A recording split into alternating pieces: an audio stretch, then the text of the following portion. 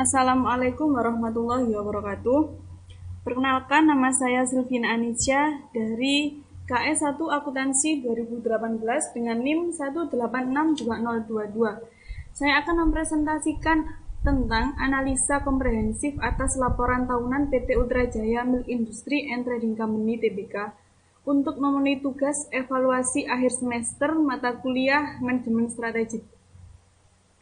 Berbicara tentang PT Ultra Jaya, pastinya kita sudah sering sekali menemukan produk-produk yang dikeluarkan oleh PT Ultra Jaya.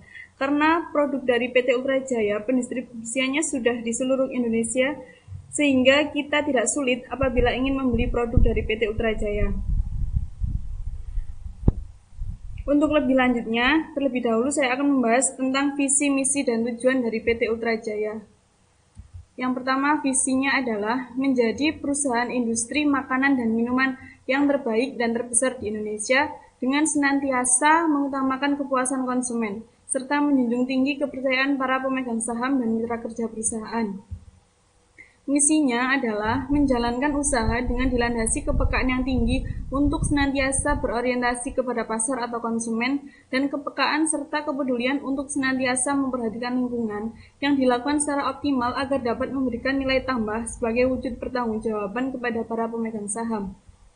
Tujuan jangka panjang dari perusahaan adalah untuk lebih memperkuat posisi pasar dari semua produk-produk perusahaan dan mempertahankan kualitas produk-produk tersebut agar bisa tetap menjadi yang terbaik di antara para pesaing. Identifikasi visi, misi, dan tujuan. Yang pertama, visi. Nilai inti perusahaan PT Ultra Jaya Milk Industry and Trading Company Tbk adalah mengarahkan ajaran-ajaran dan prinsip untuk menjunjung tinggi kepercayaan para pemegang saham dan mitra kerja perusahaan. Dalam hal ini, maka perusahaan harus menerapkan nilai inti untuk menjadi perusahaan yang benefit dan terpercaya bagi pemegang saham dan mitra kerja. Sedangkan tujuan inti dari perusahaan tersebut yaitu mengutamakan kepuasan konsumen.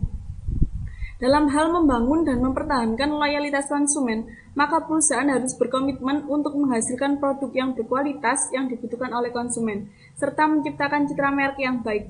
Kemudian, unsur kedua yang membentuk sebuah visi yaitu membayangkan masa depan. Dalam membentuk gambaran masa depan yang hidup, maka perusahaan harus mempunyai tujuan yang besar dan dalam jangka waktu yang panjang dengan perencanaan dan pelaksanaan kuat.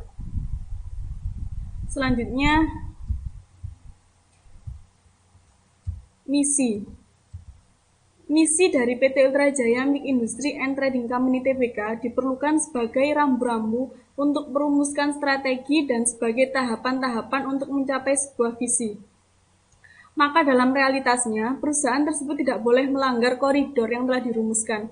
Jika dilihat dari data perusahaan mengenai visinya, maka perusahaan tersebut harus senantiasa mempunyai kepekaan yang tinggi dalam menjalankan usaha yang berorientasi pada pasar atau konsumen. Hal ini berarti bahwa kepuasan konsumen dan daya beli konsumen harus ditekankan agar dapat menguasai pangsa pasar. Selain itu, perusahaan harus peduli terhadap lingkungan agar dapat menekankan nilai tambah sebagai wujud pertanggungjawaban kepada para pemegang saham.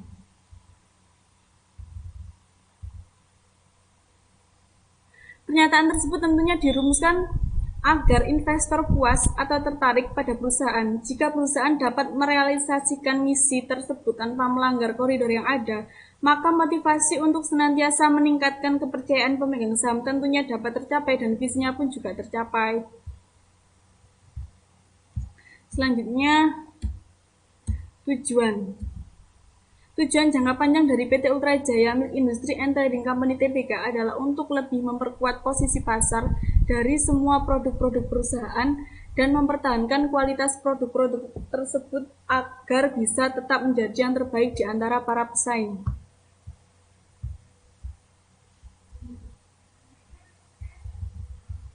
Hal ini berarti bahwa perusahaan harus mengembangkan tujuan yang berkualitas dengan mengacu pada 5 karakteristik, yaitu yang pertama, mengembangkan tujuan perusahaan secara spesifik, menyusun tujuan perusahaan yang mampu dicapai, membentuk tujuan perusahaan yang sifatnya fleksibel, membentuk tujuan yang dapat diukur, dan mengembangkan tujuan perusahaan yang konsisten baik dalam jangka panjang maupun jangka pendek.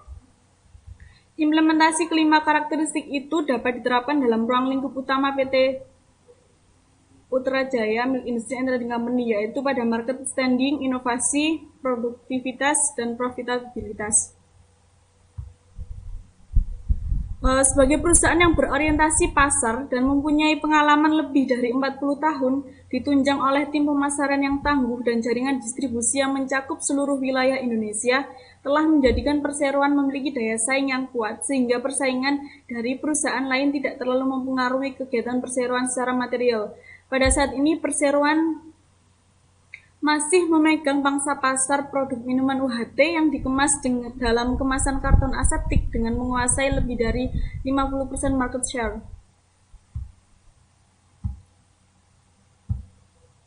Nah, perlukah perusahaan mengembangkan atau mengubah visi untuk organisasi? Untuk mengembangkan perusahaan sangat diperlukan sekali karena sekarang persaingan usaha di bidang makanan dan minuman sangat ketat.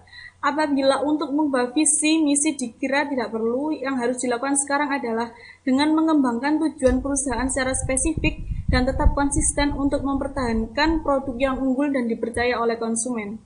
Selanjutnya, analisa SWOT. Yang pertama, kekuatan. Antara lain kekuatan dari PT Ultrajaya adalah yang pertama, sumber daya manusia yang besar dan terlatih. Yang kedua, harga produk yang kompetitif. Yang ketiga, brand image. Yang keempat, keadaan distribusi dan pangsa pasar.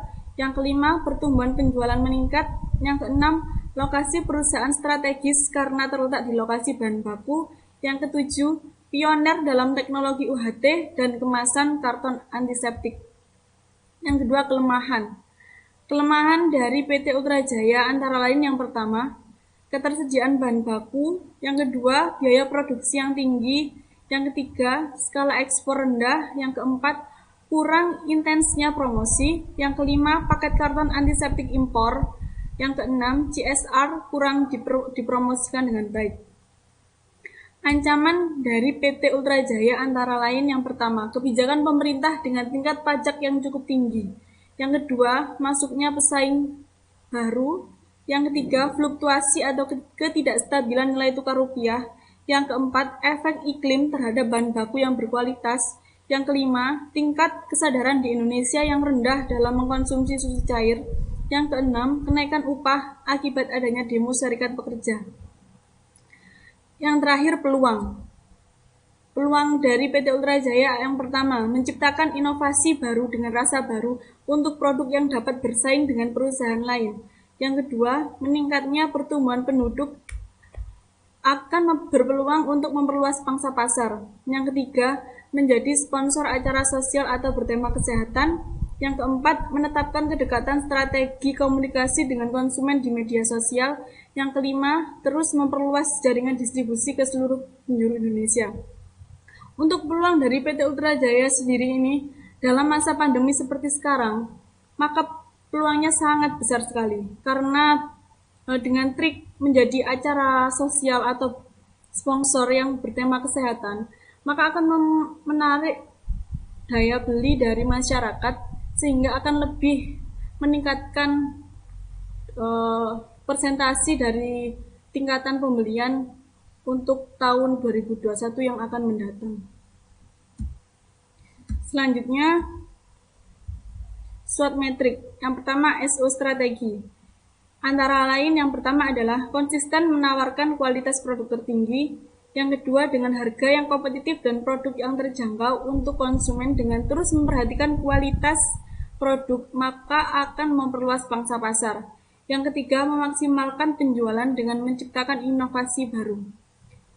Yang kedua, WO strategi. Antara lain yang pertama adalah mencoba menaikkan skala ekspor dengan memanfaatkan inovasi produk. Yang kedua, memaksimalkan untuk menjadi sponsor acara sosial atau bertema kesehatan untuk meningkatkan CSR. Yang ketiga, ST strategi, yang mencakup antara lain pertama, memperhatikan produk harga kompetitif untuk mengantisipasi munculnya pesaing lokal. Yang kedua, melalui penjualan yang meningkat, terutama ekspor, akan meningkatkan laba dengan nilai tukar. Yang ketiga, dengan citra merek yang kuat, tanamkan di benak konsumen bahwa susu alami lebih sehat dari susu bubuk. Yang keempat, menjaga pasokan bahan baku untuk menghindari perubahan iklim. Dan yang terakhir, WT strategi yang mencakup antara lain pertama, membuat iklan produk dengan sistem endorse menggunakan model artis yang berisi pesan lebih praktis untuk minum susu cair. Yang kedua, mempertahankan ketersediaan bahan baku sehingga produksi tetap lancar dan produk bisa bersaing di pasaran. Nah, ini rekomendasi strategi jangka panjang. Yang pertama adalah memberikan harga promo yang menarik dengan kualitas tetap baik. Yang kedua, membuat inovasi produk susu yang lebih inovatif. Implementasinya antara lain adalah mengadakan promosi beli 2 gratis 1 pada beberapa produk-produk dari PT Ultra Jaya. Yang kedua, membuat inovasi baru yaitu produksi yogurt rendah lemak dengan berbagai macam rasa dari buah dan sayur. Dan departemen yang terlibat antara lain pertama, pengadaan, kedua informasi dan teknologi, ketiga keuangan dan akuntansi, keempat personalia dan umum, yang kelima engineering, yang keenam manufaktur, dan yang ketujuh produksi, kedelapan pemasaran, dan yang terakhir penjualan dan distribusi. Biaya yang diperlukan untuk implementasi strategi ini yang pertama dari pemasok dengan anggaran 3.730.114.000 rupiah. Untuk karyawan 257.142.000 rupiah dengan beban operasi lainnya 1.284.645.000 rupiah. Target waktu capaian ini dibuat untuk waktu 1 bulan dengan target di beberapa lokasi antara lain yang pertama pengecer modern. Pengecer modern ini seperti supermarket, hypermarket, minimarket, dan toko kelontong. Dan pengecer tradisional serta pedagang grosir. Yang kedua, di samping penjualan di dalam negeri, perseroan juga melakukan penjualan ekspor di beberapa negara seperti Australia, Kamboja, Nigeria, Arab Saudi, Korea Selatan, dan Amerika Serikat. Dan ini adalah beberapa foto produk dari PT Ultra Jaya Milk Industry and Trading Company. Nah, ini adalah produk dari susu UHT yang cair. Dan ini ada teh kotak, ini ada teh sari, ini ada sari asam asli, ada sari kacang hijau, dan ada susu kental manis merek sapi. Demikian presentasi saya. Mohon maaf apabila ada salah kata. Terima kasih atas perhatiannya. Wassalamualaikum warahmatullahi wabarakatuh.